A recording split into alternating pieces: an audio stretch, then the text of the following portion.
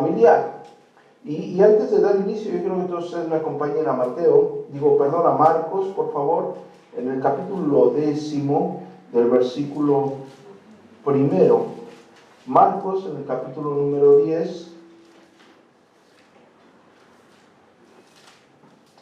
versículo 1, dice: levantándose de allí, vino a la región de Judea y al otro lado del Jordán, y volvió el pueblo a juntarse a él, y de nuevo les enseñaba como solía hacerlo. Y se acercaron los fariseos y le preguntaron, esto lo hacían para tentarle, y le dijeron si era lícito, si era permitido, si era posible que el hombre repudiara a su mujer. Y nuestro glorioso Señor Jesucristo les dijo, ¿qué mandó Moisés? Ellos dijeron, Moisés lo ha permitió dar carta de divorcio y repudiarla. Y respondiendo el Señor, les dijo, esto lo hizo por la dureza de sus corazones. Por eso ha escrito este mandamiento. Pero al principio de la creación, varón y hembra fueron hechos por Dios. Y Dios dijo, por esto dejará el hombre a su padre y a su madre y se unirá a su mujer. Y los dos, a partir de ahí, serán una sola carne. Así que ya no vuelven a ser nunca más uno solo. No vuelven a ser dos, sino uno solo. Por tanto, lo que Dios ha juntado, ha unido, no lo separará el hombre. Y nuestro glorioso Señor, por supuesto que está tomando como base el texto bíblico de Génesis capítulo 1, versículo 24, para contestar una acción farisaica. ¿Qué es una acción farisaica? ¿Sí? Los fariseos en la escritura, como todos ustedes lo saben, son personas con algún tipo de conocimiento. Sin embargo, siempre pusieron sus dogmas, siempre pusieron sus tradiciones, siempre impusieron sus leyes en todo lo que respecta a la religión. ¿Sí? Y como ustedes saben, contextualmente, en el tiempo de nuestro glorioso Señor Jesucristo, un fariseo podía dar carta de divorcio a su mujer si su mujer no cocinaba incluso bien. Si no le gustaba cómo cocinaba su mujer, él podía divorciarse. Esto está escrito en sus documentos, no estoy haciendo esto nada más por seguir la secuencia de la predicación del día de hoy. ¿Sí? Estamos hablando que por pequeñeces, un hombre, en los tiempos de nuestro Señor Jesucristo, un hombre docto, un hombre conocedor de las Escrituras, por pequeñeces podía dar carta de divorcio a su mujer, separarse de su mujer. Y nuestro Señor Jesucristo le está diciendo, lo que Dios ha unido no lo puede separar el hombre. Por eso vuelvo a la introducción de esto, que es verdaderamente complejo. Un consejo que se le da a un matrimonio es complejo, no es algo ligero. Hay personas que a la ligera, sepárate y haz tu vida de nuevo. No, eso no lo enseña la Escritura, eso no lo enseña Dios. El hombre que se ha unido con una mujer en un matrimonio tipifica la relación de Jesucristo en la iglesia. Tipifican absolutamente la relación que hay entre nuestro glorioso Señor y cada uno de ustedes como pecadores, el novio y la novia, el esposo y la esposa, los cuales estarán juntos, ¿cuándo? Por la eternidad. No hay una separación. ¿Me entienden? ¿Me entienden esa parte?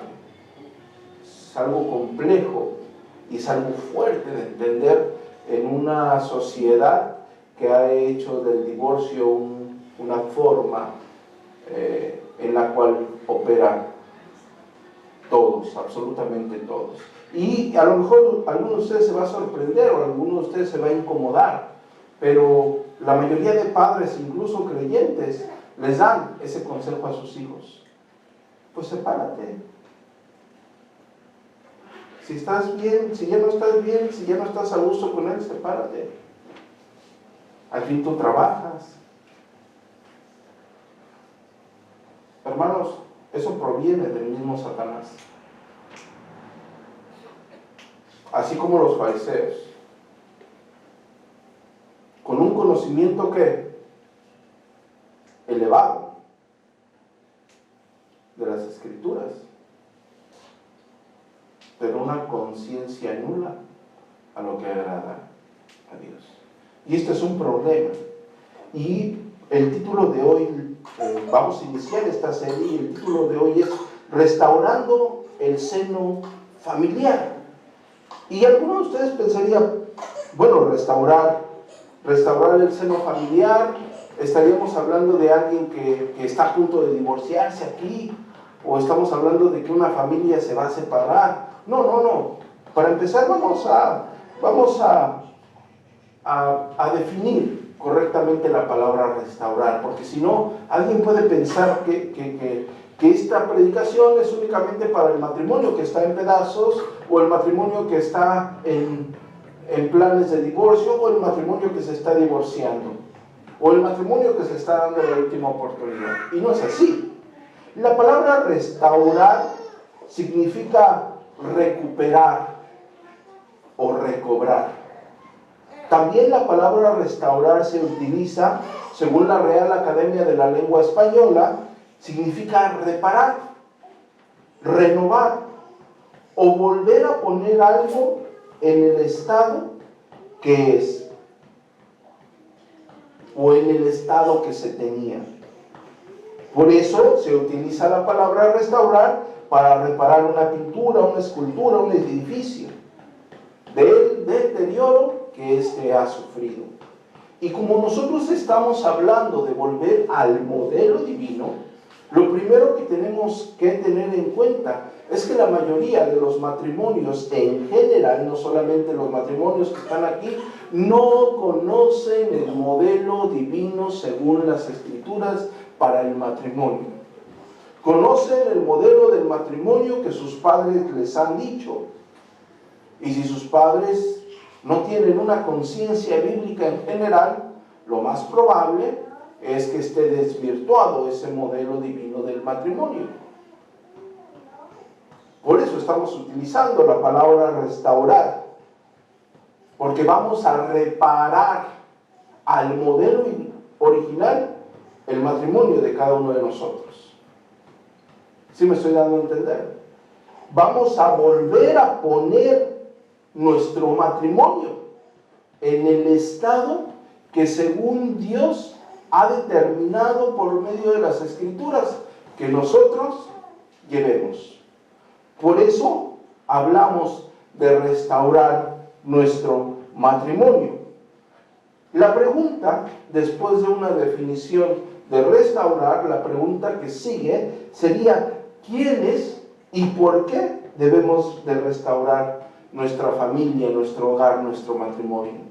La pregunta de quiénes lo deben de hacer, ustedes pensarían, bueno, nada más quien está por divorciarse o quien está peleando mucho. Y no es así. Todos, absolutamente todos, debemos de restaurar nuestro matrimonio según el modelo divino. Absolutamente todos tenemos que tener el deseo, el anhelo de vivir para la gloria de Dios. Y si tu matrimonio no está acorde a lo que la Escritura está enseñando, tú puedes ser el teólogo más grande, pero la deficiencia del núcleo de tu vida, de tu hogar, del lugar donde tus hijos van a crecer, está mal. Hay un problema muy grande, ¿no lo creen? Hay un problema tentativamente muy grande. ¿Quiénes deben de restaurar?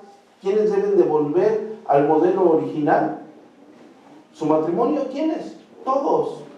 Conversos e inconversos. ¿Saben por qué? Porque todos hemos sido creados a imagen y semejanza de Dios. Todos somos creación de Dios. Y Dios ha diseñado al hombre y a la mujer con particularidades exclusivas para que funjan un rol, para que desempeñen un rol.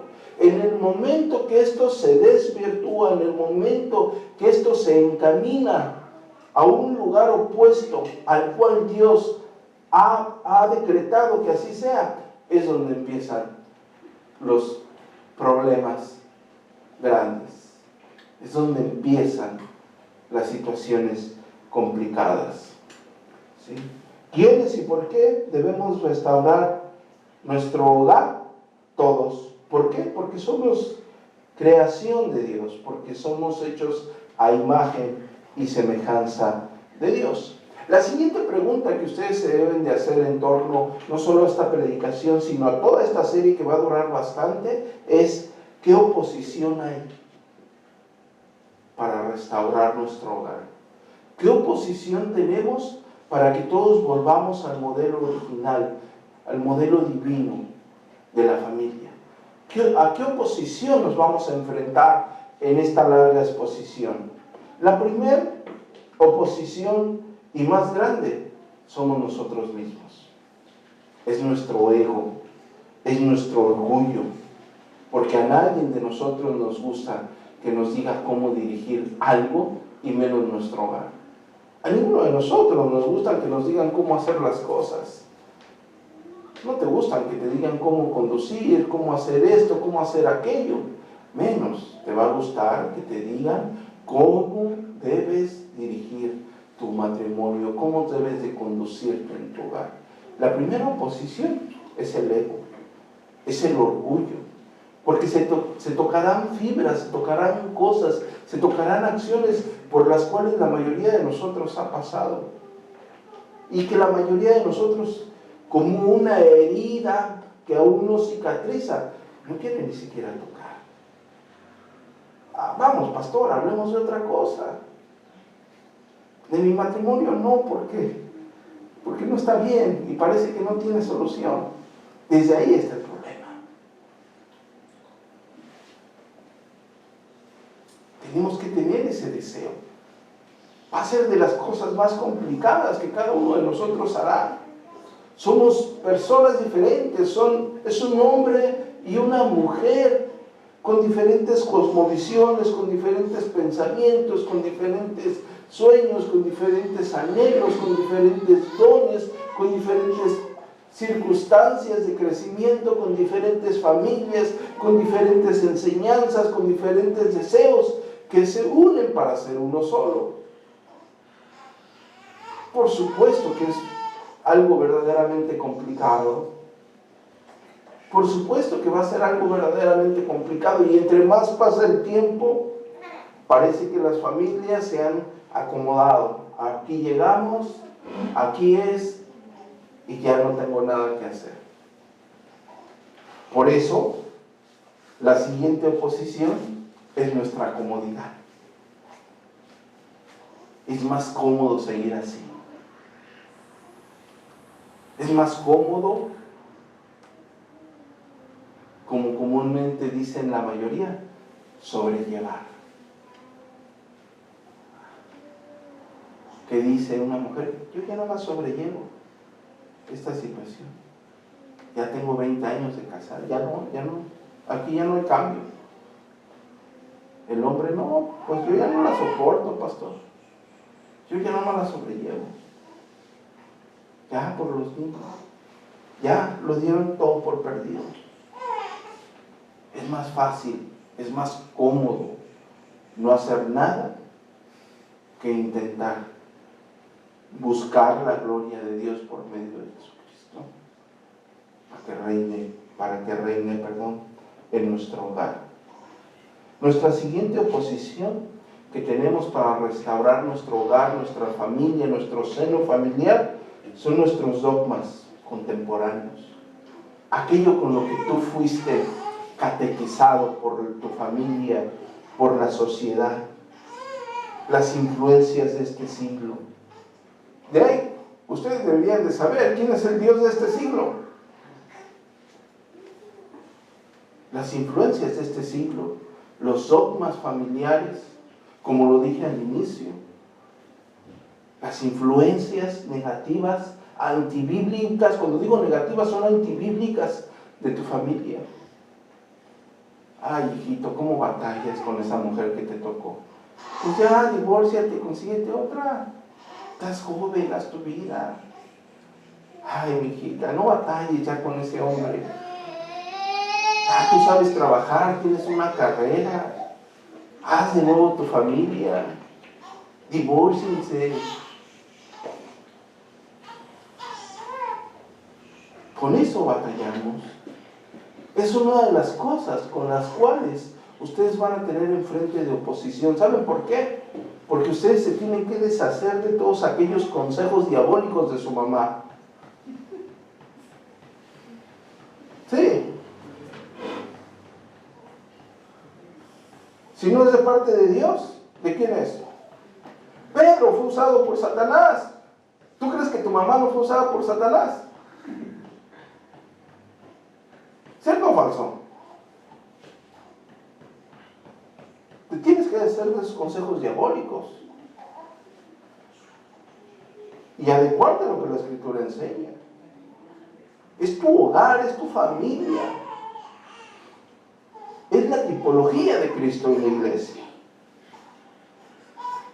Y otra oposición, sería la cuarta oposición, es la falta de conocimiento. Y estoy hablando de conocimiento escritural. La falta de conocimiento escritural también va a ser una oposición para la restauración de la familia. Porque, aquí quiero que me regalen un tiempo muy breve, porque la mayoría acomoda la escritura según sus percepciones. Quiero envolver esto en algo práctico. Cuando ustedes ven a un católico apostólico romano, ustedes van a ver que un buen católico, en términos generales, es una persona que acciona en obras. ¿Por qué? Porque su contexto de religión y de salvación depende de sus obras. Al final de cuentas, un católico apostólico romano que está bajo la Confesión de Trento viene a ser pelagiano. ¿Cierto o falso? Y ustedes van a ver que un buen católico apostólico romano va a fungir alrededor de sus obras, de sus buenas acciones. Un apostólico, un hereje apostólico, conocen la religión, ustedes van a ver que su vida religiosa va a girar en que él ve visiones, en que él habla lenguas y en que él hace milagros y cuanta cosa se le aparezca. ¿Por qué? Porque su vida religiosa funge alrededor de eso. Y tenemos el concepto errado de que la teología o la iglesia reformada gira alrededor del conocimiento teológico de todas las áreas de la Escritura. Pero si nos remontamos al tiempo de la Reforma Protestante, de hecho, en los prólogos de las confesiones, tanto de Westminster como de la Confesión de Londres de 1600, incluso el Catecismo de Heidelberg, Catecismo Menor y Mayor de Westminster, nos daremos cuenta que no. Es más, si nos vamos a los escritos puritanos, nos daremos cuenta que la teología reformada gira alrededor ¿de qué? De la familia. Porque esos profundos teólogos vieron en la Escritura que el hombre ha sido creado a imagen y semejanza de Dios.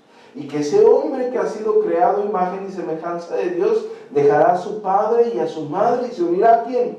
¿A una tortuga? No, se unirá a una mujer hecha a imagen y semejanza de Dios. ¿Para qué? Para que formen una sola carne. ¿Cuál es el fin? ¿Cuál es el fin? Que se reproduzcan. El fin es que se reproduzcan. Otro problema del siglo XXI, donde las parejas ya no quieren tener hijos. No, ¿para qué? Mejor adoptamos un perrito, un chihuahueño. Y ahí ven a la mujer vistiendo al chihuahueño. Y tiene más ropa el chihuahueño que uno mismo. Eso está mal aquí. El matrimonio, según la Escritura, es para que nosotros nos reproduzcamos. Es la finalidad, tener una familia. Y la iglesia iglesia protestante, los puritanos, los reformados, vieron en la Escritura esa gloriosa verdad. Y yo alguna vez, no sé si ustedes recuerdan, que me tocó exponer la carta de Efesios, y cuando yo les enseñé la alegoría que enseña el apóstol Pablo sobre Cristo y la iglesia, todos nosotros nos maravillamos. Y digo, me incluyo porque yo también soy creyente. También me maravillo al ver las cosas que están en la Escritura. No porque sea el reformadísimo pastor Adrián Horta no me sorprenda, no, claro que me maravillo. Y vemos que en la Escritura claramente nos muestra que el hombre y la mujer tipifican la relación ¿de quién? De Cristo y la iglesia. Y de hecho el apóstol Pablo dice, grande es este misterio, maravilloso. Entonces, las oposiciones que tenemos para restaurar nuestro hogar somos nosotros mismos, es nuestro ego, es nuestro orgullo, es nuestra comodidad, son los dogmas contemporáneos, son las influencias de nuestros amigos, de nuestra sociedad, las influencias diabólicas de nuestra familia inconversa. Y es la falta de conocimiento. Ahora, ya que hemos hablado de la palabra restaurar, que es recuperar el modelo original, y ya que hemos visto que todos en esta tierra necesitamos volver al modelo de Dios, porque somos creados específicamente para eso. Específicamente para eso. ¿Para qué es creado este órgano tan hermoso? ¿Para qué? Para que alguien llegue con suavidad y ternura y pueda entonar unos cánticos. No es para que yo ahí arriba me ponga a agarrar de martillazos y hacer muebles arriba del órgano, lo voy a deshacer. Tiene un fin específico, tiene una utilidad específica. Si yo no lo hago tal y como es, ¿qué voy a hacer? Lo voy a descomponer. Lo voy a dejar inservible, lo voy a destruir, lo voy a tener que desechar. Así somos nosotros en el modelo de Dios. Todos tenemos un rol específico. Y si no fungimos ese rol específico, con esas cualidades específicas, con esas directrices específicas, tarde o temprano vamos a tener problemas. Como un motor. Ya lo cierra el mecánico y le faltaron piezas. ¿Qué pasó? Después volvemos a batallar, ¿verdad? Es lo mismo. Podemos tener algo bien, pero si algo no está en su lugar, vamos a volver al problema. Ahora bien, la pregunta del millón es ¿cómo podemos restaurar nuestro hogar? La fase 3 de esta pequeña introducción a nuestra larga serie. ¿Cómo podemos restaurar nuestro hogar? Pastor, ya nos dijo que todos lo necesitamos hacer. Absolutamente todos.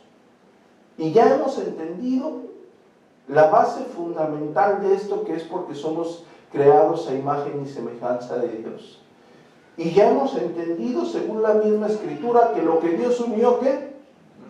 No lo separa el hombre. Nadie, absolutamente nadie. ¿Sí? Es perpetuo como el amor que nuestro glorioso Señor Jesucristo tuvo para su santa iglesia. ¿Cierto o falso? Porque saben que nadie nos va a arrebatar de su mano. Según la misma Escritura, nadie nos va a arrebatar de la mano de nuestro Señor. Y esa misma analogía, en términos generales, claro, ahí se está hablando de soteriología, esa misma analogía la vamos a aplicar para la iglesia, digo, para el matrimonio. No podemos deshacer un matrimonio, no podemos desbaratarlo.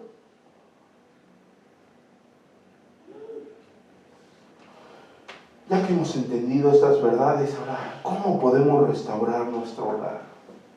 Claro que de antemano se habla de presentar el Evangelio siempre en nuestra familia.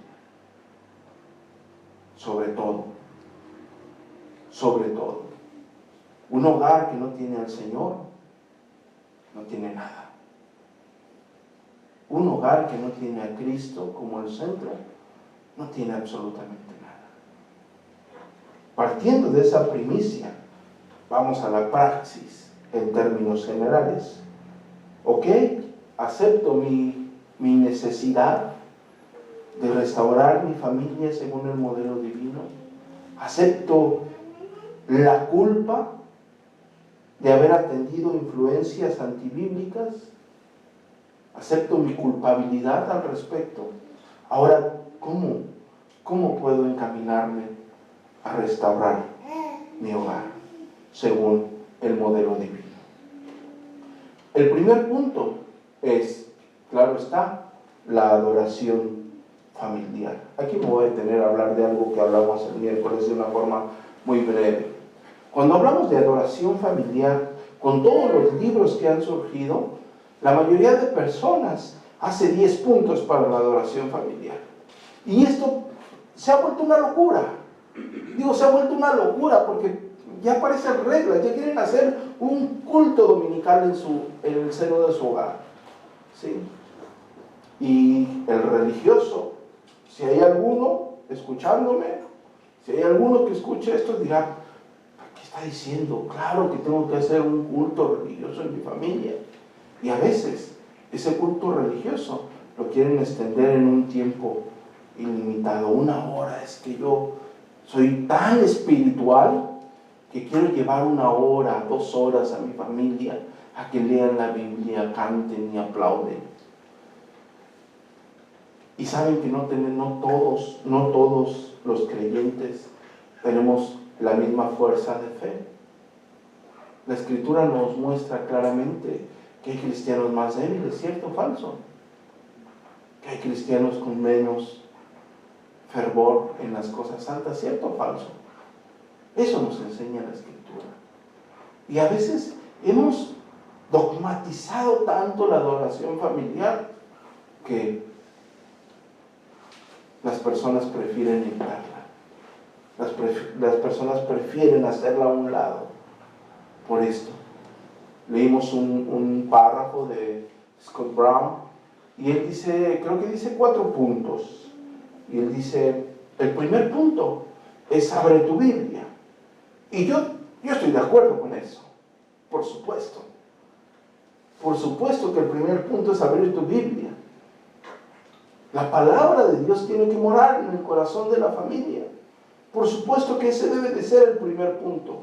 Pero después Scott Brown dice, ahora que todos los miembros de la familia opinen y la apliquen.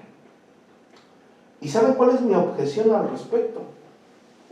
La primera objeción es que no todos tienen el conocimiento para poder opinar y aplicar la palabra de Dios. Y mi segunda objeción es que los hombres y mujeres somos tan perversos que podemos usar esa fracción de la Escritura para manipular a nuestro cónyuge. Vamos por adoración familiar, mujer, vente.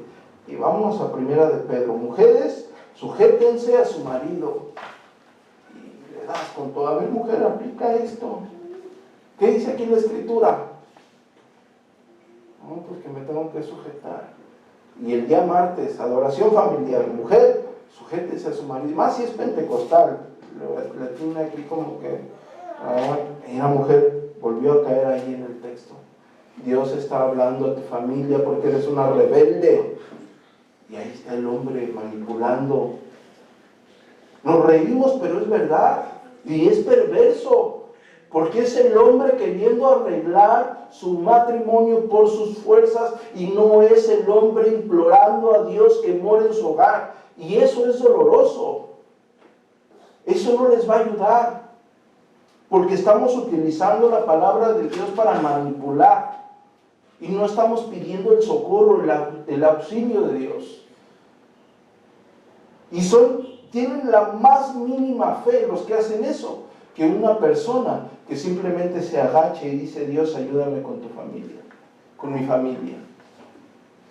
Porque una persona que abre la Escritura y busca en la Escritura el texto adecuado para manipular a su familia, es alguien que está utilizando la palabra de Dios, es alguien que está volcando y está luchando por sus fuerzas dirigir a su familia.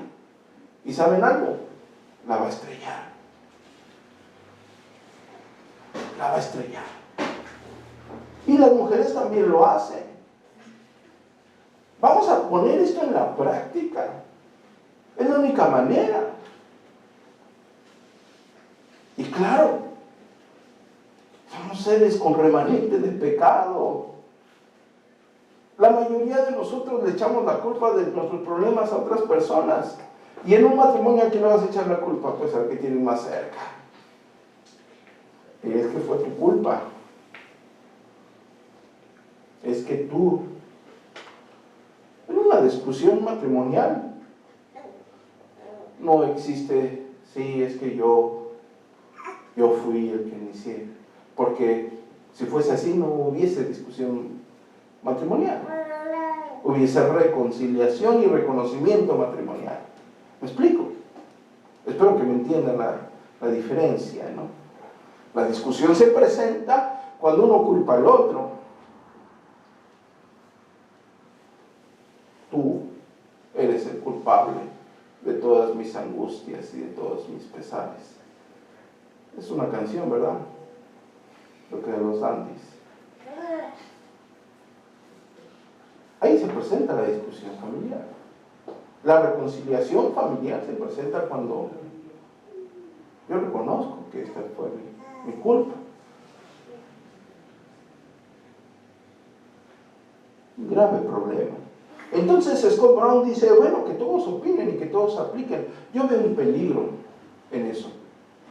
Yo veo un peligro humano en eso. Porque cualquier problema que haya, imaginemos que es una familia que va a leer la Biblia de principio a fin. La va a leer sistemáticamente o expositivamente, mejor dicho, perdón. Va a empezar desde Génesis, pero va a buscar el texto adecuado para poder señalar el pecado de su cónyuge, para poder acusar a su cónyuge, para poder señalar los errores de su cónyuge, para poder lastimar a su propia carne. Esa es la verdad. Yo veo un problema grave en eso. Alguien dirá, pues, este hombre está contradiciendo al gran puritano Scott Brown. Yo veo un problema. Como ser humano y como pastor, yo veo un problema. No todos tienen el conocimiento. No todos tienen la pasibilidad espiritual para poder aplicar a su hogar con sensatez un versículo. A la mayoría nos domina la carne. A la mayoría. Y después Scott Brown dice, bueno, abriste la Biblia, leíste, la aplicaste, y luego dice, y ahora que cada un miembro de la familia ore por esto, ore por aquello, ore por, como si fuese, incluso Scott Brown dice que ore por la comunidad, por la iglesia, por la paz mundial, por el de la tienda, casi dice. Y yo digo, no, yo creo que esto también es un problema, porque volvemos lo mismo en la oración. Si ustedes, claro que la mayoría de ustedes llegaron a ir a una iglesia apóstata, oraba el pastor, vamos a orar por los diezmos, y manipulaba a las personas en la oración, ¿cierto o falso? Que le caiga un rayo a quien no, y las personas temerosas casi. En el lugar es lo mismo. Vamos a orar. La familia bien espiritual, vamos a orar por nuestra familia. Y el hombre, Señor, oro por mi mujer, para que ya no sea fodonga y se ponga a hacer todas las labores de la casa, y que me atiende, que haga esto, y que haga, y en vez de oración se vuelve un reclamo, una acusación. Empieza a lastimar a su cónyuge. Igual la mujer con el hombre. oro por este hombre para que ya no sea así, ya no sea esto, ya no sea. Y se empiezan a lastimar en vez de orar verdaderamente a Dios. Dios, ayúdanos en nuestro matrimonio porque no sabemos cómo llevarlo. Ayúdanos. Te suplicamos que ayudes en nuestro matrimonio, en cada paso, en cada palabra, en cada cosa que hagamos. Yo les dije, una adoración familiar, sigan el esquema del Padre Nuestro. Sigan el esquema, Padre Nuestro, Señor glorioso, tú que habitas en la eternidad.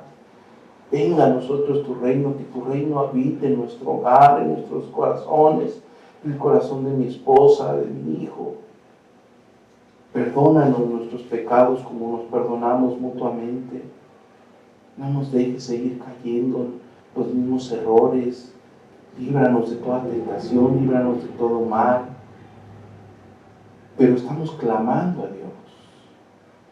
Estamos clamando a Dios. No estamos manipulando a nuestro cónyuge. Estamos buscando el socorro de nuestro buen Dios, de nuestro Salvador eterno. ¿Me explico? Entonces, yo creo que eso también de que todos oremos por todo el mundo, sinceramente, también no estoy muy de acuerdo en este punto de Brown. Y posteriormente él dice que todos canten a Dios. Aquí también hay un problema, porque esto se ha dogmatizado tanto en la adoración familiar, que hay personas que ven como diabólico a aquellos que no cantan un himno, o que no cantan una canción cristiana al terminar su adoración familiar. Como si le faltase algo a tu adoración familiar.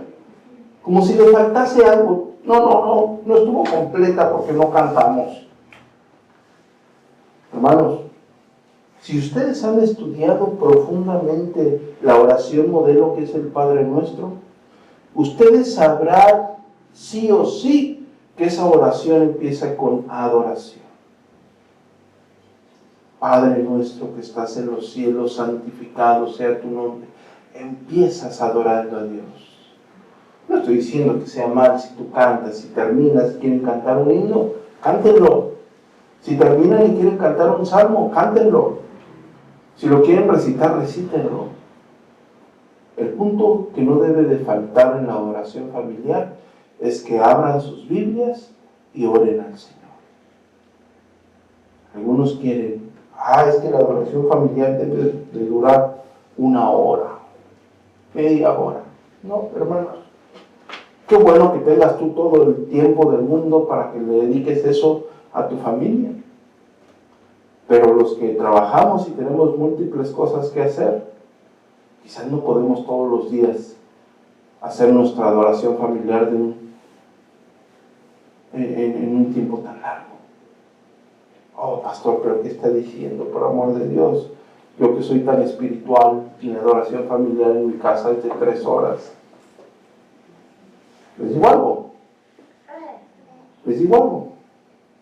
Yo iba a una iglesia pentecostal. Gracias a Dios me rescató. Y en esa iglesia pentecostal, el pastor tenía reunión de todo y a todas horas. En la mañana oraciones, en la tarde se hacía esto, el martes se hacía esto, el miércoles esto. Y había mujeres.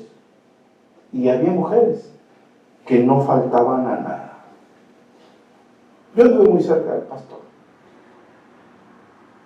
Y había mujeres que no faltaban a nada. Absolutamente a nada. A todo le asistían. Y se sabían la Biblia al derecho y al revés. Y parecían tan espirituales por estar en todo en la iglesia, pero no estaban en nada en su hogar. Tenían a su familia desatendida, su hogar desatendido, su esposo desatendido, sus hijos desatendidos. Entrabas a su casa y decías, Dios santo, el huracán pasó aquí. El equilibrio en nuestra vida espiritual es muy importante.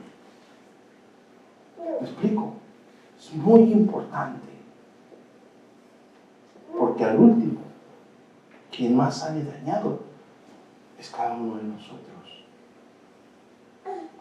Por creer que somos algo que no somos. ¿Sí me explico? Dios, a quien se humilla, ¿qué? Enaltece. Pero quien se enaltece, ¿me explico? Todos los matrimonios, todos, absolutamente todos, tienen problemas. No hay matrimonio que no tenga alguna circunstancia. Todos. Todos. Porque somos seres imperfectos, seres con remanente de pecado. Por eso tenemos que voltear a las Escrituras y ver las Escrituras y apropiarnos de las Escrituras para vivir lo que nos enseñan las Escrituras. Entonces, el primer punto, ¿cómo podemos restaurar nuestro hogar? La adoración familiar. ¿Cómo hacemos una adoración familiar rápida y sencilla? No estoy diciendo que esto tiene que ser un estándar, estoy diciendo para aquellos que trabajan y que el tiempo a veces se les limita, pero que lo necesitamos hacer diario. Esto es necesario, hermanos. Es diario. Es diario, diario, diario, diario, diario. Yo les decía que hay un tipo de planta, una planta de sombra muy particular, donde no le puedes echar mucha agua. No le puedes echar mucha agua, porque se ahoga, se pudre la raíz. Y esa persona, quien tiene esa plantita, les echa agua así con un atomizador. La rocía. Una rociadita todos los días, una rociadita todos los días. Y esa planta va creciendo. Y luego ya le tiene que echar aquí y aquí, porque ya una rociadita no alcanza para esa planta que va creciendo. Y luego crece más y le tiene que rociar más aguas. Así es nuestra adoración familiar. Podemos empezar con poco. Si tu adoración familiar no está en tu hogar, empieza con poco. ¿Quieres empezar con un servicio de 2 horas y que todos hablen teología a lo más profundo? Bueno, creo que vamos a tener cientos de problemas al respecto. Pero si en tu hogar abres tu Biblia, lees un capítulo y oras al Señor, tuviste adoración familiar. ¿Sabes por qué? Porque la adoración familiar, su nombre lo dice. ¿Cuál es el objetivo? ¿Cuál es el objetivo? Adorar a Dios. No es un estudio familiar, no es un estudio teológico, es adorar a Dios en tu hogar, es ponerlo en el centro de tu familia. Y la palabra de Dios es viva y eficaz y más cortante que una espada de 2 filos. Solo léela. Charles Spurgeon decía que era como un león, solamente la tienes que soltar. Solo léela. Claro, si tu hogar hay personas con la capacidad de poderla aplicar, aplíquenla, teniendo en cuenta que el fin no es manipular a tu cónyuge. El fin es que Dios obre por medio de su palabra y el clamor sincero y humillado de su pueblo. Pero si tú utilizas la palabra para manipular y la oración para rematar esa manipulación, es el hombre fariseo dando de cachetadas a su propia carne. Es el hombre fariseo tratando de hacer las cosas por su propia obra. Abres la palabra, lees un capítulo o lees un tema y oras a Dios con fervor por tu familia, pero todos los días. ¿De qué sirve que tengas un culto familiar una vez a la semana? O cada que te acuerdes. El espacio para hacerlo, bueno, yo no te voy a decir cuál es a lo mejor la familia se reúne para desayunar, aprovechen el desayuno. A lo mejor por el trabajo y la escuela o las circunstancias, solamente les da tiempo en la cena, utilicen la cena. A lo mejor Dios los bendice en la comida y pueden reunirse a comer, a desayunar, utilicen esos tiempos. A lo mejor no, pero tiene un espacio de descanso en la tarde-noche. En vez de prender la tele y verla, váyanla tantito, lean la palabra de Dios y oren. Y dejen que Dios obre verdaderamente. No ustedes manipulando. ¿Cómo podemos restaurar nuestro hogar? Adoración familiar. Lee la palabra y ora. Ora con fervor al Señor. 2. Estudia meticulosamente las Escrituras sobre el tema de la familia. Es importante. Es importante saber lo que la Escritura enseña acerca de temas como ¿quiénes se pueden unir en matrimonio? Un hombre y una mujer. Sí, un hombre y una mujer. Lo demás es abominación. El hombre divorciado y la mujer soltera, los viudos, los dos divorciados. ¿Qué dice la Biblia al respecto? ¿Cómo lo enseña? ¿Cómo lo muestra? Es importante. ¿Cuáles son las causas por las que el matrimonio puede deshacerse? Porque hay personas abominables hoy en día que dicen ser pastores y sepárense. No, déjalo. Déjalo y acá te queremos y te sigues congregando aquí con nosotros. No, eso es el diablo. Es un emisario de Satanás esa persona. Hijo del infierno, por no decir otra palabra. Lo que Dios unió, ¿qué? No lo separa el hombre. Tú debes de saber cuáles son las causas y bajo qué circunstancias.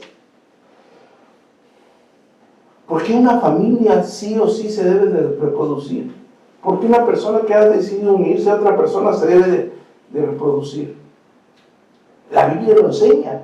¿Cuáles son los beneficios a su vida espiritual, a su matrimonio, a su hogar? ¿Cuáles son las consecuencias de no hacerlo? En verdad la Biblia lo señala. ¿Saben que había mujeres, ustedes lo saben, que imploraban a Dios por quedar embarazadas?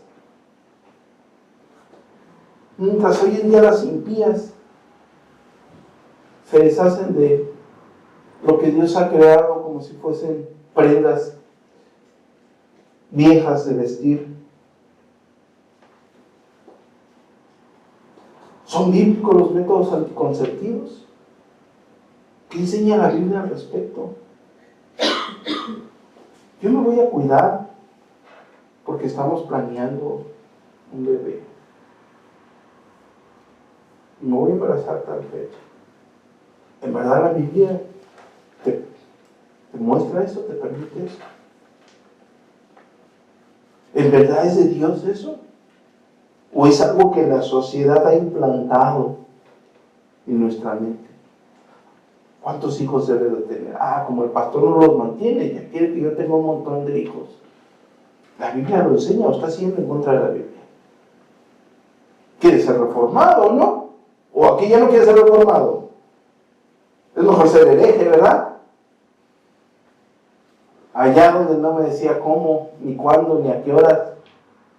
Nada más venga a nosotros tu reino, aplaudía, aleluya y ya.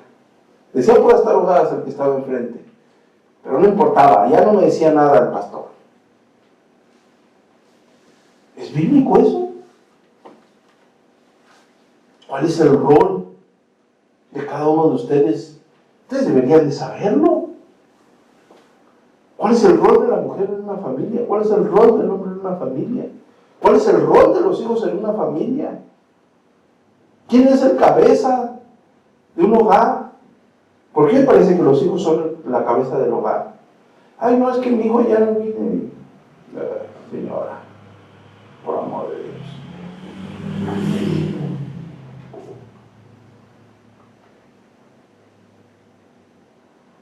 ¿Qué roles hay en la Escritura? ¿Qué enseña la Escritura al respecto? ¿Por qué? Porque estamos conscientes que la Escritura es palabra de Dios. Y la Escritura nos muestra cómo nosotros nos debemos de conducir. Recordemos que la revelación especial de la Escritura no solamente que lo más glorioso, claro está, que es nuestro Señor Jesucristo y el camino a la salvación por su muerte en una cruz para redimirnos, por supuesto que es lo más glorioso, pero también la Escritura nos muestra temas de cómo nosotros debemos de conducir nuestra vida. Y nos tenemos que apropiar de esos temas. Hermanos, ¿va a ser la cruzada más difícil? Por supuesto. Por supuesto. Porque la mayoría tiene un concepto del matrimonio hollywoodesco.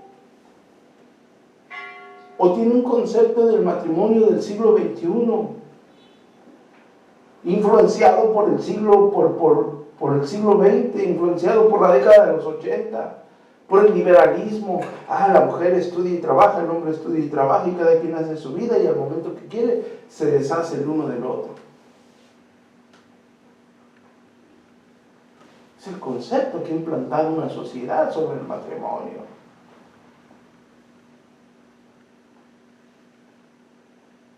En un área tan complicado y tan difícil, estoy completamente seguro que el 90%, 90 y tantos % de personas, aún en iglesias reformadas, prefieren seguir sus dogmas, sus carnes, que la misma Escritura.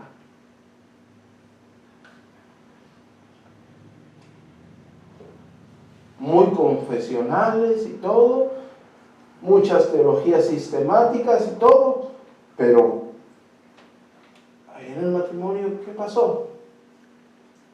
La familia parece que está de cabeza o está chueca. Se necesita el conocimiento de lo que la Escritura enseña al respecto. ¿Para qué? Para restaurar nuestro matrimonio al modelo divino. ¿Quién lo debe restaurar? Yo. Eduardo también lo debe restaurar. Irving. José, Vicente, Adolfo. ¿Quiénes? Todos. Todos. Así como todos nosotros tuvimos en algún tiempo y seguiremos teniendo en este tiempo la necesidad de congregarnos en una iglesia sana, todos nosotros tendremos la necesidad de que en nuestro hogar el centro sea nuestro glorioso Señor Jesucristo y el modelo divino de la familia. Y los que están conmigo desde el principio, así como es difícil tener una iglesia bíblica, así como es difícil tener una iglesia sana, es así de difícil va a ser tener un hogar conforme a la palabra de Dios. No va a ser fácil.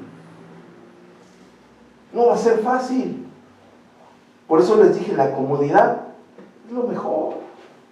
Pastor, así estamos bien. Ni le mueva, ¿para qué? Vamos a seguirle con cristología, neumatología y todo lo que termine en día.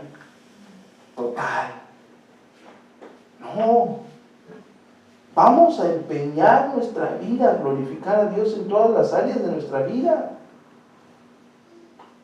Vamos a desear ardientemente con todo el corazón, con toda nuestra fe, que verdaderamente Dios more en nuestro hogar completamente. No crean que porque ustedes tienen un púlpito en su hogar y tienen la palabra de Dios abierta, Dios ya habita en su hogar. Era nada más. Qué católico me saliste. No. Léanla. Que sea el alimento de su familia. No necesitas ser un teólogo. ¿Te gusta estudiar la palabra de Dios? Qué bueno, ten tus tiempos de estudio.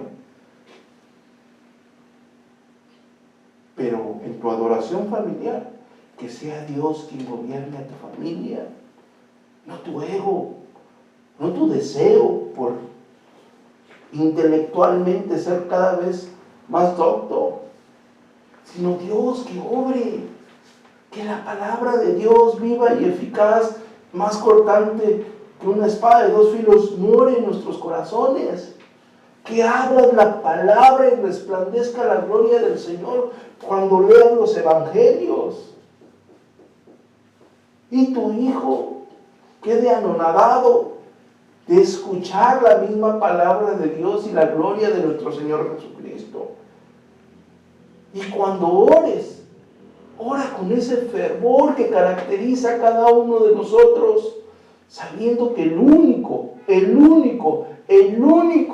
que puede cambiar los corazones es Dios mismo.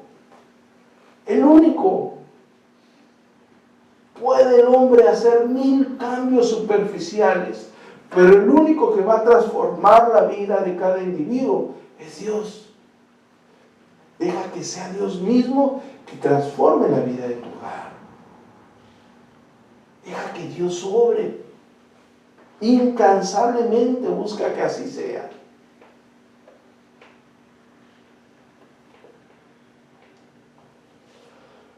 La sociedad está cimentada sobre familias como la tuya y como la mía, familias con errores, con necesidades, con carencias, con solvencias, con problemas, con luchas, con anécdotas, con soledad. Un grupo de individuos como tú y como yo son parte de una familia. Tú y yo formamos una sociedad. Si tú y yo buscamos la gloria de Dios en nuestro seno familiar, y si cada familia busca la gloria de Dios, nuestra sociedad día a día será afectada por personas como tú y como yo que busquen la gloria de Dios. Pero si nuestra sociedad está corrompida, si nuestra sociedad está completamente desvirtuada, no la juzgues. Oigan lo que voy a decir. No la juzgues por no buscar la gloria de Dios en su seno familiar, porque lo más probable es que algunos aquí presentes tampoco busquen la gloria de Dios en su seno familiar. Cuando estoy diciendo que no la juzgues, no estoy diciendo que no acuses su pecado, sino estoy diciendo que no te sorprendas como los fariseos. Y no digas, ay, es que... Porque ellos, por impíos, están así. Pero que una familia de creyentes, incluyéndome a mí, no busquemos a Dios en nuestro seno familiar. ¿Me explico? Una iglesia está fundada por individuos que provienen y forman diferentes familias. Esta iglesia está formada por diferentes personas con diferentes conocimientos, con diferentes oficios, con diferentes edades. Que cada uno de nosotros proviene de diferentes familias. Esta iglesia está formada por un mundo de cosmovisiones, la mayoría no acoplados a las Sagradas Escrituras. Pero si estas familias son fuertes en la fe desde su seno familiar, cada iglesia será fuerte en la fe. Si ustedes son fuertes en la fe en su seno familiar, esta iglesia se fortalecerá y podrá seguir transmitiendo el glorioso evangelio de la gracia. Pero todo pende del seno de nuestro hogar. ¿De qué sirve que haya un pastor bíblico y que predique las Sagradas Escrituras, que hable de la gloria de Dios según el texto sagrado, si en su hogar la Biblia está cerrada o en un rincón? O peor aún, abierta, pero no es llevada a aquellos que la necesitan. No quieres llevar el evangelio a las calles. Ahora lo entiendo, porque ni siquiera lo quieres llevar a tu familia. Ahora comprendo por qué no te gusta predicarle al impío, porque ni siquiera puedes predicarle a aquel que duerme a tu lado, o a aquellos con los que comes, o a aquellos a quienes criaste. Es necesario que el evangelio reine en nuestro hogar, que Dios more en la vida de nuestra familia por medio de la palabra. Olvidémonos de manipular y creamos con fe en esta gloriosa verdad. Amén.